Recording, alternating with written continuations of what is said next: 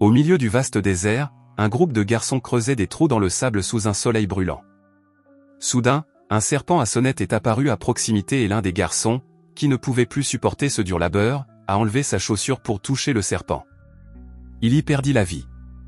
Pendant ce temps, en ville, Stanley se promenait quand soudain une paire de chaussures tomba de quelque part et le frappa à la tête, le faisant tomber. Comme son père cherchait un remède pour ses pieds malodorants, Stanley décida de ramener les chaussures à la maison. Mais c'est à ce moment-là que la police est arrivée. Ils ont déclaré que les chaussures appartenaient à un célèbre joueur de baseball et qu'elles avaient été volées lors d'un événement caritatif. La police pense donc que Stanley est le coupable. La police a ramené Stanley chez lui et a informé sa famille de l'incident. Cependant, la famille de Stanley n'a pas semblé très surprise et a plutôt blâmé une malédiction qui hantait leur lignée. La police a également remarqué des choses suspectes. Le père avait une pièce entière remplie de dizaines de paires de chaussures et Stanley avait des posters de la star du baseball sur tous les murs. Ces coïncidences ont conduit Stanley devant le tribunal. Deux choix s'offrent à lui. Aller en prison ou passer 18 mois au camp Green Lake pour jeunes délinquants. Stanley a évidemment choisi d'aller au camp parce que c'était plus doux que d'aller en prison. Cependant, peu de temps après, le bus qui l'emmène traverse le vaste désert parsemé de nids de poules. Il arrive dans une petite ville ombragée où tous les garçons portent des uniformes de prisonniers. Stanley rencontre le bras droit du directeur, Monsieur Sir, qui lui explique le fonctionnement du camp. Le camp n'avait pas de mirador ni de clôture car il n'était entouré que par le désert qui s'étendait sur des centaines de kilomètres sans aucune source d'eau, de sorte que personne n'osait s'échapper. Stanley a reçu exactement 2 ensembles de vêtements et une pelle pour creuser des trous. Plus tard, Stanley rencontre le conseiller du camp, le docteur Pendanski, qui lui fait visiter les lieux et insiste sur la règle numéro 1, ne jamais contrarier le directeur. Ne jamais contrarier le directeur. Pendanski charge d'autres garçons d'emmener Stanley à l'endroit où il dormira, un endroit qui porte encore la légère tache de vomi de l'enfant décédé plus tôt. Le docteur Pendanski appelle les garçons par leur vrai nom, mais ils ne s'appellent que par les surnoms qu'ils ont reçus ici. Le plus jeune, Zéro, avait ce surnom parce qu'il ne parlait presque jamais. Lorsque Stanley a demandé où trouver de l'eau pour sa gourde, il a accidentellement appelé un autre garçon par son vrai nom. Il a immédiatement dû lui rappeler qu'ici, ils ne devaient être appelés que par leur surnom. À l'heure du dîner, Stanley reçoit une ration composée uniquement de haricots cuits de différentes manières. Peter lui arracha la nourriture, affirmant qu'il la méritait davantage parce que Stanley n'avait pas eu à creuser un trou aujourd'hui. Les garçons demandent à Stanley pourquoi il a été envoyé ici. Lorsqu'il répondit qu'il avait été accusé d'avoir volé les chaussures de joueurs célèbres, Zéro demanda soudain si elles portaient la marque Rouge X. Cette question a choqué tout le monde. Stanley confirma et se remémora le procès dans lequel la star du baseball avait déclaré avoir grandi dans un orphelinat. C'est pourquoi il faisait souvent des dons à des œuvres de charité. Cette nuit-là, Stanley ne put trouver le sommeil et se souvint des paroles de son grand-père selon lesquelles leur famille était maudite, ce qui expliquait pourquoi son père n'avait jamais réussi à mettre au point ses inventions. Son arrière-grand-père n'avait pas non plus de chance. Il avait fait fortune en bourse, mais avait ensuite été assassiné par une criminelle notoire surnommée Kate l'Embrasseuse. Elle avait l'habitude d'embrasser ses victimes après les avoir tuées, laissant une marque de rouge à lèvres rouges vives sur leur visage. Cependant, Kate n'a pas tué l'arrière-grand-père de Stanley, qui n'a donc pas reçu de baiser. Elle a simplement volé le coffre au trésor et l'a laissé mourir de soif dans le désert. Le lendemain matin, les garçons sont réveillés alors qu'il fait encore nuit pour commencer à travailler. Chacun reçut un gâteau pour le petit déjeuner et une pelle. Lorsque le groupe arrive sur le site de fouille, Sir explique à Stanley que s'il trouve quelque chose d'intéressant en creusant, il doit le signaler. Si l'objet plaisait au directeur, il aurait le reste de la journée libre. Tout en creusant avec diligence, Stanley repense à la malédiction familiale. Son ancêtre, Ilya, avait travaillé dans une ferme porcine et était tombé amoureux de la fille du propriétaire, Mira. Ilya s'était alors tourné vers un devin local, Zéron, pour obtenir des conseils sur la façon de gagner le cœur de la jeune fille. Chaque jour, Ilya devait emmener un porcelet en haut d'une montagne pour le faire boire dans un ruisseau, en lui chantant une mélodie. Au fil des jours, Ilya devint plus fort et le porcelet grandit et devint le meilleur. Après avoir remis le cochon à son maître, Ilya devait revenir pour emmener Zéronie en haut de la montagne afin qu'elle puisse elle aussi boire de l'eau. S'il ne tenait pas sa promesse, une malédiction s'abattrait sur lui et sur tous ses descendants. Malheureusement, le cochon d'Ilya et ses rivaux avaient exactement la même taille. Le propriétaire laissa alors Mira choisir son propre mari. Ne sachant pas qui choisir, Mira proposa un jeu de devinette numérique pour se décider. Son attitude superficielle et peu sérieuse a profondément offensé Ilya. Finalement, il décida de partir en Amérique, comme Zéron le lui avait conseillé dès le début. Malheureusement, avant de partir, elle oublia sa promesse d'emmener Zéron à la montagne, ce qui la mit en colère et lui fit maudire sa famille pour l'éternité. Jour après jour, Stanley s'habitue au rythme soutenu du camp. Il se réveille tôt le matin, mange des fèves au lard difficiles à avaler, puis creuse des trous toute la journée jusqu'à ce que ses mains soient couvertes d'ampoules à plusieurs endroits. Parfois, des animaux dangereux apparaissaient et il arrivait que les douches ne fonctionnent même pas.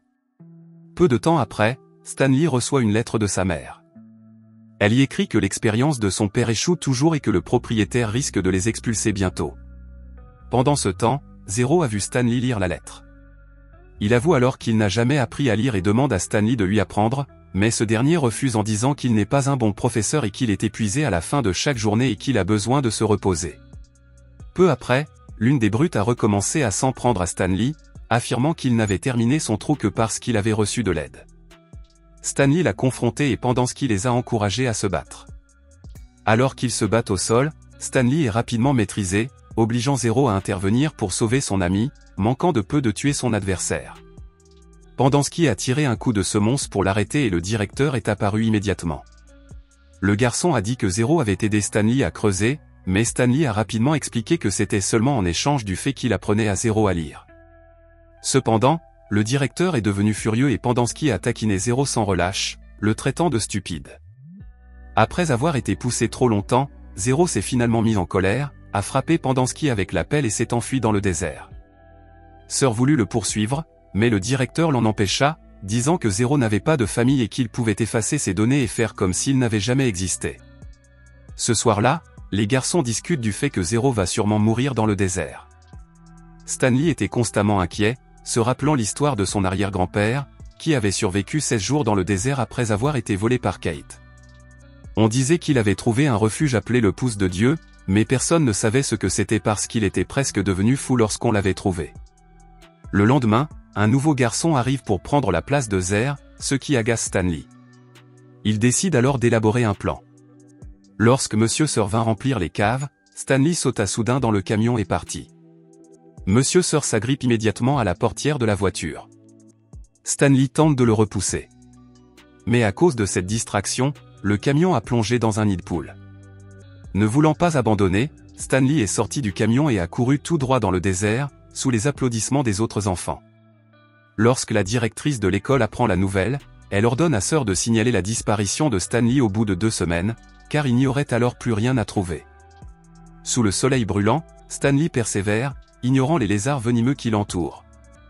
Il finit par découvrir le bateau de Sam, sous lequel se trouvait Zéro, épuisé au point de s'effondrer, mais toujours vivant. Pendant longtemps, Zéro avait survécu grâce à des pots de confiture de pêche. Après en avoir mangé un peu, Stanley aperçut soudain au loin une montagne en forme de pouce et comprit immédiatement qu'il s'agissait de l'endroit où son ancêtre avait survécu. Les 2 garçons quittent le bateau et commencent à escalader la montagne, une tâche incroyablement ardue. Malheureusement, Zéro s'est blessé à la main et Stanley a essayé de la bander avec ce qu'il pouvait. Ils continuèrent pendant un certain temps, mais Zéro s'affaiblit et tomba. Ne voulant pas abandonner, Stanley chargea son ami sur ses épaules et porta Zéro jusqu'au sommet de la montagne, tout comme son ancêtre avait porté le cochon. Stanley finit par apercevoir un coin de verdure et découvrit un petit ruisseau avec de l'eau fraîche et claire et les délicieux au nom de Sam. Stanley chanta également une chanson que sa famille avait toujours aimée, sans savoir qu'il s'agissait de la berceuse du cochon, transmise depuis des générations. L'esprit de Zéron pouvait enfin reposer en paix. Pendant que la malédiction était brisée, le 3e Stanley acheva son invention, trouvant un remède efficace contre les odeurs de pieds en combinant des pêches et des oignons, ce qui réjouit toute la famille. Le lendemain matin, Zéro fait une grande confession. C'est lui qui a volé les chaussures. Il avait vu que les chaussures étaient données à l'orphelinat et les avait prises, sans savoir qu'elles étaient si célèbres. Mais la police s'étant immédiatement lancée à leur poursuite, il les a jetées d'un pont et elles ont accidentellement atterri sur Stanley.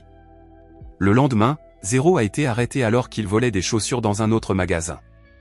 Stanley n'était pas en colère.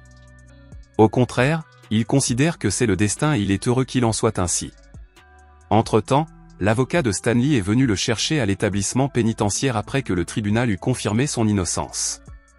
Le directeur le renvoie avec colère, mais l'avocat promet de revenir avec des renforts.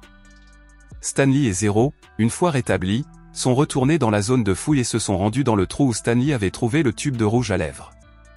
Après plusieurs heures de fouille, ils sont heureux de découvrir le coffre au trésor. À ce moment-là, le gardien et la directrice l'ont trouvé, mais une nuée de lézards venimeux en sont sortis, recouvrant les deux garçons et le coffre pour les protéger. La gardienne décida d'attendre que les lézards mordent les garçons à mort et raconta l'histoire de son grand-père qui l'obligeait à creuser même à Noël lorsqu'elle était enfant. Le lendemain matin, les lézards n'avaient toujours pas mordu les deux garçons. L'attente est soudain interrompue lorsque l'avocat revient avec la police. La directrice a inventé que les garçons avaient volé la caisse de son bureau et s'étaient enfuis.